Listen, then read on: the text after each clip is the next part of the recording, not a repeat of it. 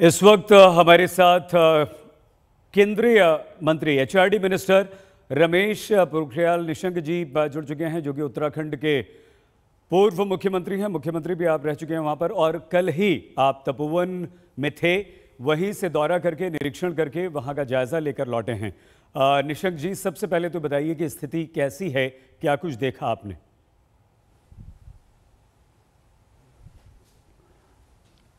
जो वर्तमान में स्थिति है वो राहत कार्य बहुत युद्ध स्तर पर जारी है। अभी जो सबसे बड़ी चुनौती है कि जो एक सुरंग में 25 से 35 के करीब जो लोग अंदर फंसे हुए हैं, उनको बाहर निकालने की है। पहले सुरंग से तो 12 लोगों को और आईटीबीपी के जवानों ने बहुत अपने प्राणों को हथेली पर भी रख करके उनको बाहर निकाल दिया था, लेकिन ये दूसरी लंबी सुरंग है और उसमें पूरा का पूरा पानी भर गया है और पूरा कीचड़ नीचे अंदर तक पूरा का पूरा मलबा चला गया है। उसके कारण लगातार उसको खींच रहे हैं, बाहर निकाल रहे हैं, तो वो फिर उतना ही पीछे के लिए जोर मार रहा है। और हमारे सेना के जवान जुटे हैं, एनडीआरएफ के जवान जुटे हैं, आईटीबीपी के जवान जुटे हुए हैं, यहाँ तक कि जो विशेषज्ञ गोताखोर है वो भी जुटे हुए हैं। तो वर्तमान में तो जो स्थिति है, जो अभी तक इस समय तक जो वर्तमान जब मैं बात कर रहा हूँ तब तक के लिए कुल 206 लोग लापता थे, जिसमें से 31 लोग की जो शव हैं वो बरामद हुए हैं। उनमें से 2 की केवल पहचान हो पाई है। 175 लोग अभी भी लापता हैं। ऋषि गंगा परियोजना और ये जो विष्णुघाट परियोजना, धौली गंगा पर जो दूसरी परियोजना है तपोवन विष्णुघाट परियोजना।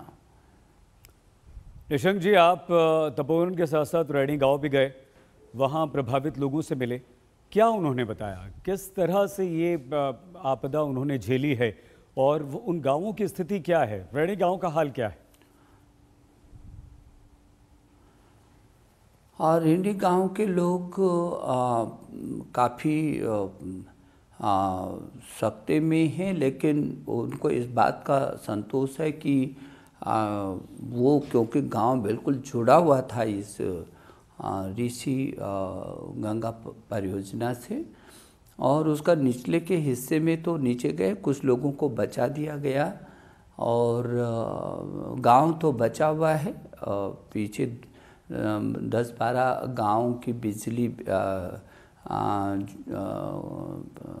नहीं मिल पा रही थी उनको, सब बिजली का कनेक्शन सभी जगह से हट गया था। इस समय उसको भी आपूर्ति शुरू कर दी है, लेकिन 5 पुल अलग अलग स्थानों पर, जिसमें पीडब्ल्यूडी के हैं, कुछ स्थानीय हैं डीजीपीआर के, इनके टूटने से वो गांव का संपर्क टूट गया है। लेकिन उनको खाद्यान्न और अन्य सामग्री और उनके स्वास्थ्य से संबंधित सभी चिंता की जा रही है। हेलीकॉप्टर्स की निरंतर सेवा चल रही है।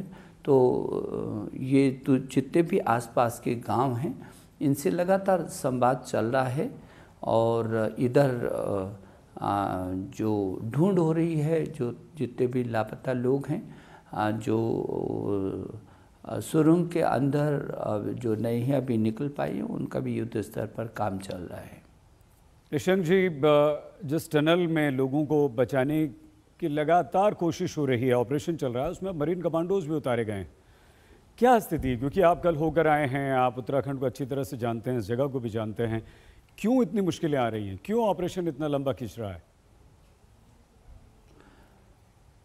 मुझे लगता है कि यदि आपने देखा होगा कि किन परिस्थितियों में वहाँ पर काम हो रहा है। जो कमांडो से जब मेरी बातचीत हुई थी कल सुबह, उस समय फिर दिन तक शाम तक वो सारे लोग समन्वय होकर के काम कर रहे हैं, लेकिन जो अंदर सुरंग है और उसको नीचे जाना एक एक व्यक्ति का, और उसके बाद फिर उसको बाहर निकालना, और जैसे ही निकलता जा रहा है वैसे बाहर आता जा रहा है, आगे तक जाकर के वो फिर ब्लॉक हो रहा है जी। तो कम कठिन परिस्थितियां नहीं हैं, बहुत कठिन परिस्थितियां हैं। और लगातार आईटीबीपी, हमारी सेना के जवान, एनडीआरएफ, एसडीआरएफ और जो ये कमांडो हैं लगातार काम कर रहे हैं, लगातार काम कर रहे हैं।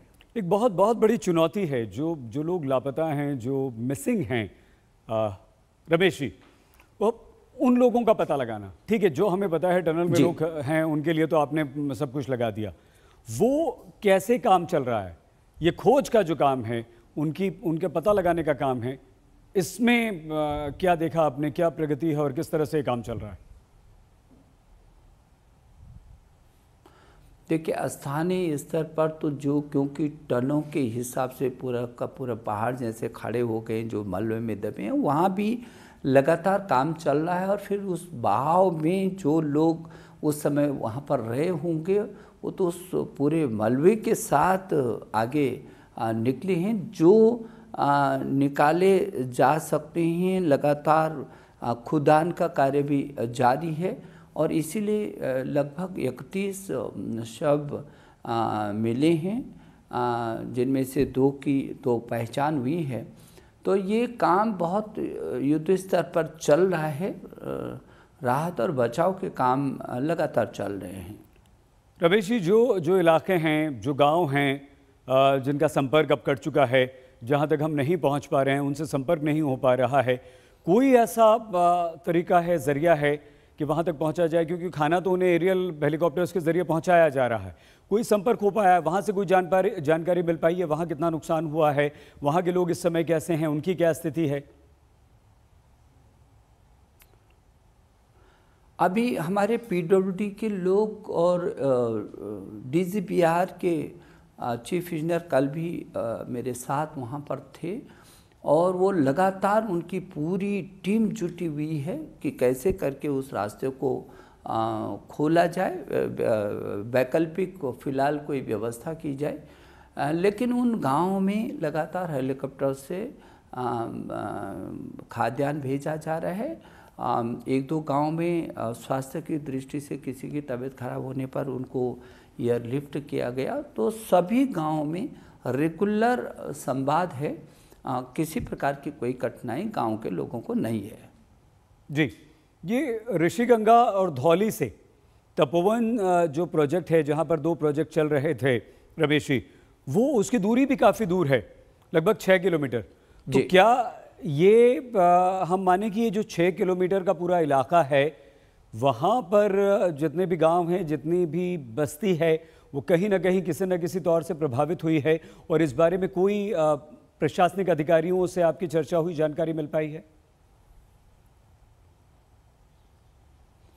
नहीं, मैं तो, आप जानते हैं, मैं वहाँ का मुख्यमंत्री भी रहा हूँ और वो क्षेत्र मेरा बहुत पहले से उसका मैंने चप्पा छाना है। जो ये जिस तरीके से वो ऋषिगंगा वो प्रोजेक्ट बहता हुआ आया है, तो वहाँ से लेकर के और जो नीचे जहाँ पर 520 मेगावाट बिजली का जो प्रोजेक्ट एनटीपीसी का है, वहाँ ऊपर तो गांव हैं अगल बगल, लेकिन ऊपर हैं, तो ये गांव को क्षति नहीं पहुंचा पाए। खेतों को तो बाहर ले गया, लेकिन गांव की जो क्षति है, जो जन क्षति है, वो क्षति नहीं हुई। बकरियाँ लगभग 150-200 पशु भी बहे हैं, बकरियाँ भी बही हैं, लेकिन उन नीचे आने वाले जो गांव हैं वहाँ और उसके तपोवन के बीच, वहाँ गांव के लोगों की क्षति, जो इन स्थानों पर जो थे वहाँ क्षति हुई है, जो तपोवन में उस स्थान पर कार्यरत थे, या जो लोग यहाँ पर थे जिसमें 2 पुलिसकर्मी भी थे, तो उन स्थानों पर तो क्षति हुई है, बाकी उस दूरी पर कोई क्षति नहीं हुई है।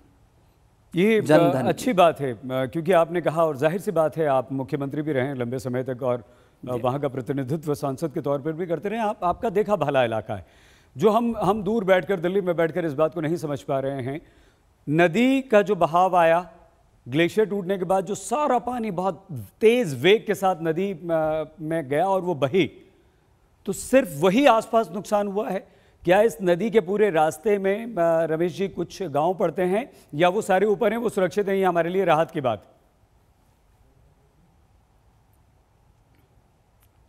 जी, जो ग्लेशियर टूट करके जिस तरीके से उस पूरी परियोजना पर आया और बहुत तेज़ी से, आपने तो देखा है उसके चित्रों को, जो बहता चला आ गया वो नीचे। तो ये बड़ी अच्छी बात ये हुई कि जो रेणी गांव इधर बगल में दोनों तरफ ये जो तल्लर मला जो रेणी गांव है, वो गांव बहुत सुरक्षित बचा। पूरा गांव नीचे के तो मकान क्षतिग्रस्त हुए हैं, बल्कि एक जो वृद्धा माता जी थी उनको बाद में साइड से निकाला है, और 2 लोग वहाँ पर जो गांव के नीचे काम कर रहे थे वो बहे हैं।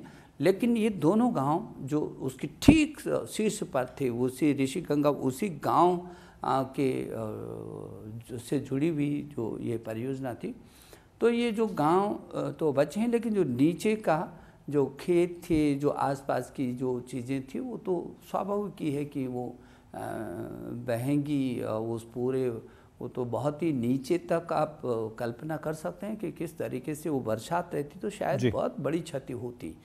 लेकिन वो नीचे आते आते वो बैठता चला गया मलबा, और इसलिए नीचे तक जो गौचर है, जो चमोली है, जो इधर पीपल कोटी है, इस क्षेत्र में वो उतनी क्षति नहीं कर पाया। फिर रमेश जी, जो लोग अभी लापता हैं वो तपोवन प्रोजेक्ट्स में जो 2 प्रोजेक्ट वहाँ पर चल रहे थे, उन प्रोजेक्ट के कर्मचारी मजदूर हैं, या इन लोगों में कुछ लोग ऐसे भी हैं जो आसपास के गांव के लोग हैं?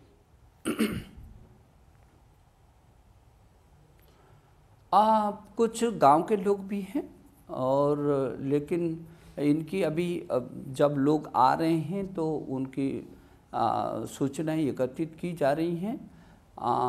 लेकिन जो नीचे प्रोजेक्ट पर बताया कि 178 थे, जिनमें से बहुत सारे लोग जान बचा करके गए हैं, और दोनों ऊपर में भी जो लोग थे लगभग 25-30 लोग उसमें बहे हैं।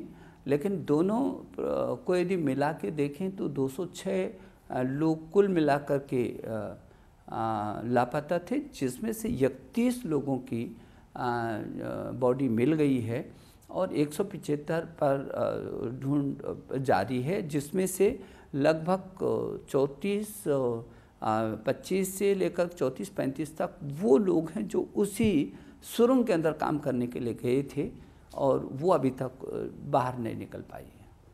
रमेश जी, जो दृश्य हमने देखे वो खतरनाक थे, दिल दहल जाता है। आप तो प्रत्यक्षदर्शियों से कल मिलकर आए हैं, गांव के लोगों से जिन्होंने अपनी आंखों से इस खतरनाक अनुभव को जिया है। क्या बताया उन्होंने, कैसे ये हुआ, कैसे वो डर और दहशत का वहां पर माहौल था?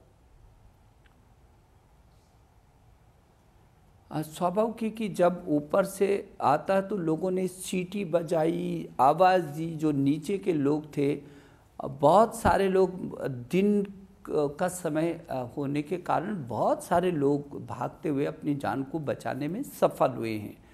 जब दूर से ये गांव, ऊपर वाला गांव जब नीचे देख रहा है, जो नीचे के लोगों को मालूम नहीं, जो ऊपर से आ रहे हैं आवाज़ के साथ, तो सीटी मार करके, आवाज़ दे करके बहुत सारे लोगों को बचाए। जो उन्होंने कहा कि जैसे तैसे करके हम ऊपर भागते चले गए, और जो भागने में सफल रहे वो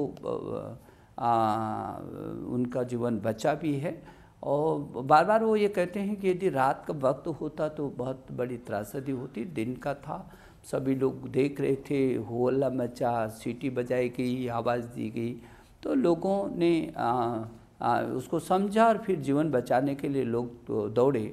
लेकिन मैं एक चीज़ ज़रूर ये कहना चाहता हूँ कि हमारे देश के प्रधानमंत्री जी ने चंद मिनटों में ही जो निर्देश दिए, जैसे ही मिनटों के हिसाब से उनको सूचना मिली, तत्काल प्रधानमंत्री जी ने आर्मी से लेकर आईटीबीपी से लेकर के एनडीआरएफ तक को सबको निर्देश दिया इतने कम समय में। और हमारे गृह मंत्री जी लगातार 1-1 मिनट की समीक्षा करते रहे, और प्रधानमंत्री जी लगातार अपनी नज़र बनाए रखे, आज भी रखे हुए हैं। और लगातार तब से जिस गतिशीलता से काम हुआ अन्यथा जो ये 12 लोग जो लोग सुरंग के अंदर थे वो लोग भी नहीं बचाए जा सकते, वो बचाए गए हैं। और हमारे जवानों ने प्राणों को हथेली पर रख कर के किस तरीके से, आपने तो उन दृश्यों को देखा है कि किस तरीके से लोगों की जान को बचाया। और नीचे भी क्योंकि बहुत, आप ठीक कह रहे हैं, ये मसीहा बनकर आए हैं और ये अभी भी बचाने में अपनी जान की बाजी लगाकर जुटे हुए हैं। रमेश जी, आप खुद वहां का दौरा करके लौटे हैं, इसलिए आपकी ये जो जानकारी आज तक के दर्शकों को दी है महत्वपूर्ण है। बहुत धन्यवाद रमेश जी। रमेश पोखरियाल निशंक, केंद्रीय मंत्री और उत्तराखंड के पूर्व मुख्यमंत्री, इस वक्त हमारे साथ।